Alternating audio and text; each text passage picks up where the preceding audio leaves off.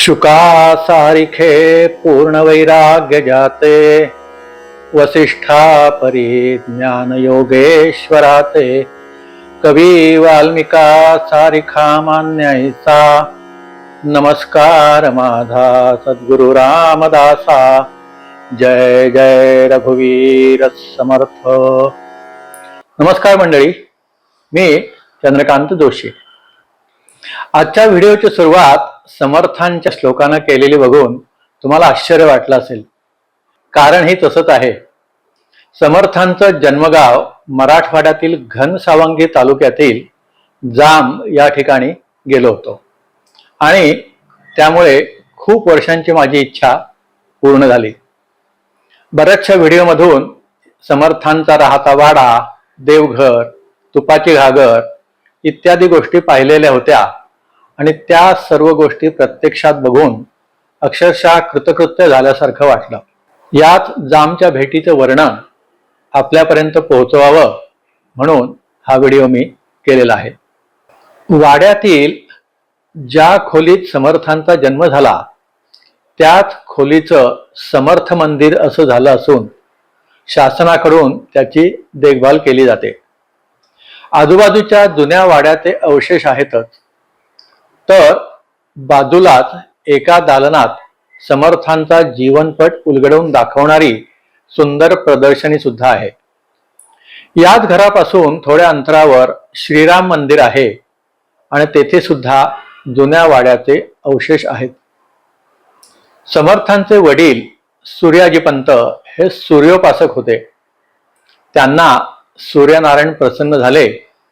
त्यांना श्री राम पंचायतनाच्या मूर्ती दिल्या आणि रामांची उपासना करण्यास सांगितलं.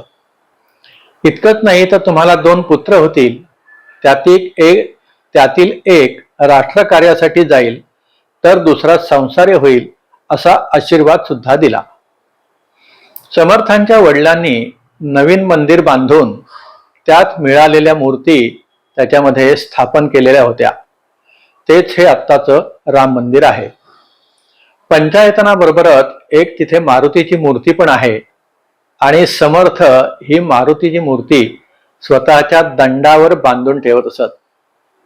येथे सीतामाई मात्र ह्या रामपंचायतनामध्ये श्रीरामांच्या उजव्या बाजूला आहे. अन्य सगळ्या फोटोंमध्ये ती डाव्या बाजूला पाहायला मिळते. आपण रामरक्षामध्ये सुद्धा म्हणतो पहा, दक्षिणे लक्ष्मणो यस्य वामे तू जनकात्मजा, म्हणजे सीतामाई ही डाव्या बाजूला आहे.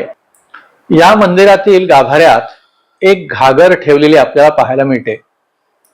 समर्थांनी आयोजित केलेल्या एका भंडाऱ्यामध्ये, महाप्रसादामध्ये तूप संपलं म्हणून ह्या घागरीनं बाजूच्या विहिरीतून समर्थाने पाणी काढलं आणि आपल्या सामर्थ्याने त्या पाण्याचं तूप केलं.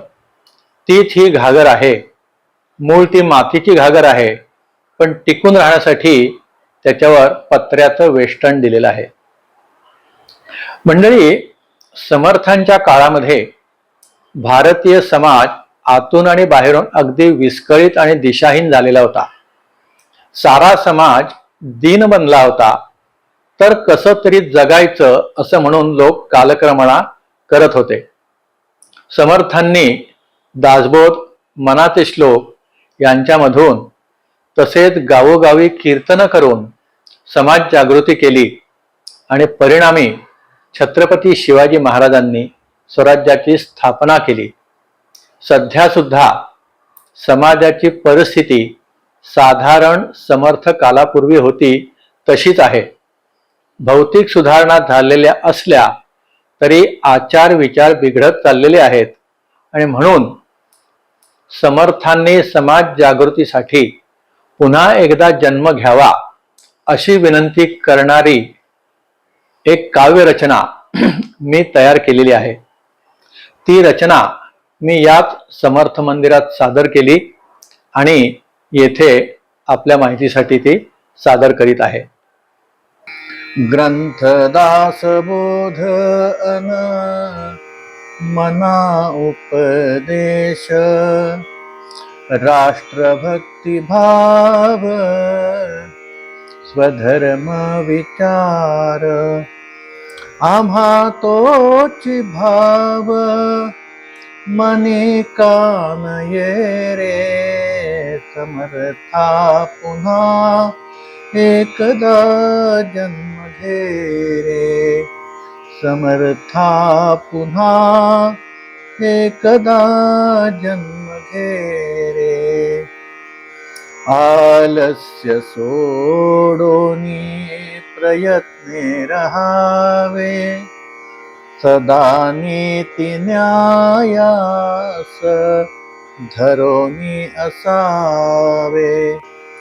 आम्हा याची चाड मनी कान सोरे, समर्था पुन्हा एकदा जन्म घे रे, समर्था पुन्हा एकदा जन्म घे रे.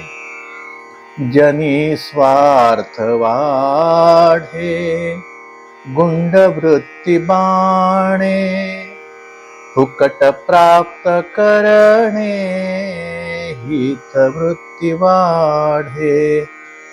नीती तयांची पलटेल कारे, समर्था पुन्हा एकदा जन्म घे रे, समर्था पुन्हा एकदा जन्म घे रे. बाह्य शत्रु घर भेदी अनराष्ट्रद्रोही, वृत्तपत्रे आणि दृक्श्राव्य काही, करुणी मनोभेद नासवीते सारे, समर्था पुन्हा एकदा जन्म घे रे, समर्था पुन्हा एकदा जन्म घे रे. कुणी राष्ट्र प्रेमी संघटित होती, धर्म संस्कृती रक्षा मनी जागविती. तया शक्ती देण्या अवतार घे रे, समर्था पुन्हा एकदा जन्म घे रे, समर्था पुन्हा एकदा जन्म घे रे. सज्जनांचे रक्षण अन दुष्टांचे दमन, शिवछत्रपतींचे होई नित्य स्मरण.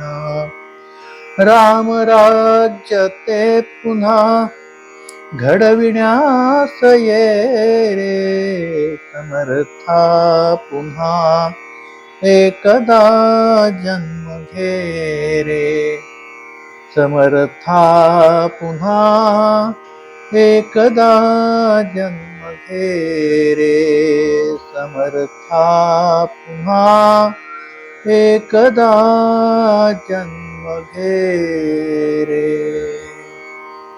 जय जय रघुवीर समर्थ. मंडळी, आपल्याला हा व्हिडिओ कसा वाटला ते जरूर कळवा. जर व्हिडिओ आवडला असेल तर लाईक करा, शेअर करा आणि चॅनेलला जर सबस्क्राईब केलं नसेल तर जरूर सबस्क्राईब करा. धन्यवाद. नमस्कार.